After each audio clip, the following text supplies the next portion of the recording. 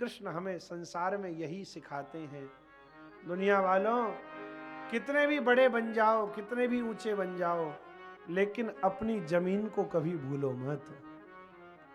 अगर अपने मूल को भूल जाओगे, अपने जमीन को भूल जाओगे, अपने जिंदगी की हकीकत को भूल जाओगे, तो फिर ज्यादा दिन तक टिक नहीं पाओगे। जो वृक्ष अपनी जड़ को छोड़ देता है, अपने मूल को छोड़ देता है, वो ज्यादा दिन टिकता नहीं है, फिर गिर जाता है, सूख जाता है।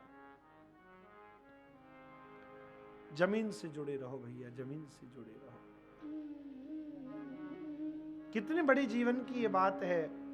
सब प्रकार की हमारे जीवन में सुविधाएं हों, फिर भी हम समाज में बिल्कुल साधारण बन करके रहें, सरल बन करके रहें। लेकिन एक बात हम बार बार अपनी व्यासपीठ से निवेदन करते हैं, संसार में सब कुछ बन जाना सरल है, लेकिन सरल बनना बहुत कठिन है, बहुत कठिन है। सब कुछ बन जाते हैं हम, लेकिन सरल नहीं बन पाते। कथा सुनने के बाद हो सके तो अपने आप को सरल बनाइए। जीवन में सरल बनेंगे तो सफलता आपको जरूर प्राप्त होगी। लेकिन सरलता के साथ साथ थोड़ी सजगता भी हो। अगर ज्यादा सरल हो जाएंगे और सजग न रहेंगे ना, तो लोग आपकी सरलता का दुरुपयोग भी करेंगे। सरल बने, लेकिन सरलता के साथ साथ सरलता में सजगता भी होनी चाहिए और सरलता में सहजता भी होनी चाहिए। सरलता तो जीवन में हो, लेकिन वो सरलता बनावटी न हो, सहज सरलता हो। बनावटी सरलता ज्यादा दिन तक नहीं टिकती। कोई कोई व्यक्ति अत्यंत दीन बनता है, अत्यंत सरल बनता है, 6-6 बार प्रणाम करता है, 6-6 बार। हम लोग विद्यार्थी काल था हमारा, वैसे तो आजीवन विद्यार्थी ही हम लोग, लेकिन जब हम अपने गुरुदेव के पास पढ़ने जाते थे तो हम लोगों की भी आदत ऐसी ही थी। जब जाते तब गुरुदेव को प्रणाम करते, फिर किसी काम के लिए जाते तो फिर प्रणाम करते, फिर आते फिर प्रणाम करते, फिर ऐसे ही 10-20 बार प्रणाम कर लेते। एक दिन हमारे गुरुदेव ने हमको कहा, हिमेश बैठो। जी गुरुदेव। बोले भागवत खोलिए, भागवत का पाठ करते हैं, भागवत के विद्यार्थी। मैंने कहा। बोले भागवत का अमुक स्कंद 7वां स्कंद निकालिए। 7वां स्कंद खोला। बोले अमुक अध्याय निकालिए। अमुक अध्याय खोल दिया। 7वें स्कंद का ब्रह्मचर्य आश्रम का वर्णन जिसमें किया है वो अध्याय गुरुजी ने निकलवाया और फिर हमसे बोले, देखो श्रीमद् भागवत क्या कहती है। और जब हमने पद्य पढ़ा, गुरुजी को पढ़ करके सुनाया, तो बोले भागवत ये कह रही है, विद्यार्थी ब्रह्मचारी को चाहिए जब गुरुदेव के पास में जावे तब उपक्रम में प्रणाम करे और अवसान में प्रणाम करे। जब जाओ तब प्रणाम और जब वापस आओ तब प्रणाम। ये 6-6 बार प्रणाम करने का क्या मतलब? भागवत के विद्यार्थी होकर भागवत की बात नहीं मानते।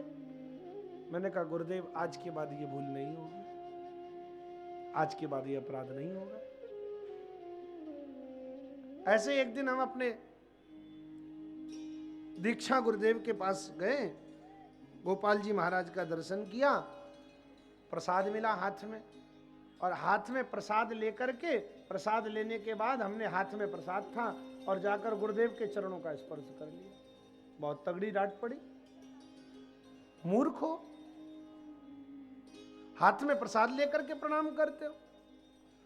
जो प्रसाद भगवान श्री हरि ने भोग सामग्री के रूप में स्वीकार कर लिया, श्री हरि की दृष्टि जिस पर पड़ गई, वह प्रसाद भी हरि रूप हो गया। और भगवान को हाथ में लेकर के हमारे चरणों में प्रणाम करके हमें पाप का भागी बनाते हो। अपनी भूल का ज्ञान हुआ। तब से कान पकड़ लिया, हाथ में भगवत प्रसाद को लेकर के कभी गुरुदेव को प्रणाम नहीं करना। बार बार प्रणाम करने की कोई जरूरत नहीं है भैया। उपक्रमो वसाने च, एक बार जब आवे तब प्रणाम, जब जावे तब प्रणाम, और दूर से ही प्रणाम कर लो तो क्या कुछ बिगड़ जाएगा? 4 घंटे बैठ करके जाते हैं महाराज, घुटने अपना काम नहीं करते, ऐसा लगता है गिर पड़ेंगे, और उसके बाद आकर के पड़ जाते हैं। प्रणाम दूर से भी हो सकता है। यदि भावना है तो यहां बैठे बैठे हम बिहारी जी को प्रणाम कर सकते हैं, यहां बैठे बैठे जगन्नाथ जी को प्रणाम कर सकते हैं, और भावना नहीं है तो कितने भी चरणों से चिपक जाओ तब भी कुछ नहीं हो।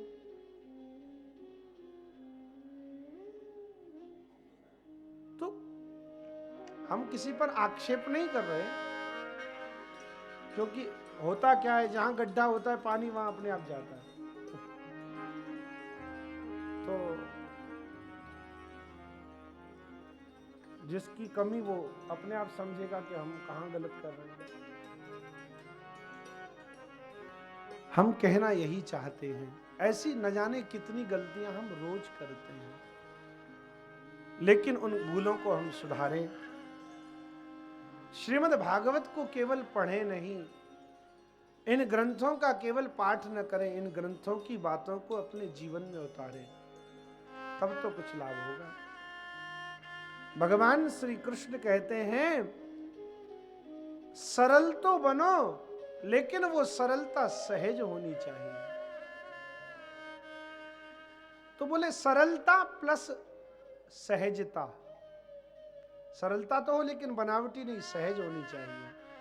सरलता प्लस सहजता और प्लस सजगता, काम की बातें बड़ी। सबसे पहले सरलता हो, सरलता के साथ में सहजता हो, और सहजता के साथ में जीवन में सजगता हो। अगर सजग नहीं होगे ना तो कोई भी आस पड़ोस का व्यक्ति आकर के तुमको नुकसान पहुंचा करके जा सकता है, और फिर हम कहते हैं महाराज जी हमारा तो मोबाइल खो गया। सावधान नहीं थे तभी तो खोया। महाराज जी हमारी तो चैन कट गई, असावधान थे तभी तो हुआ। सरलता प्लस सहजता प्लस सजगता बराबर सफलता। जिसके जीवन में सरलता है, जिसके जीवन में सजगता है, जिसके जीवन में सहजता है, उसको सफलता अपने आप जीवन में प्राप्त हो जाती है, अपने आप प्राप्त हो जाती है। इसलिए सरल बनिए।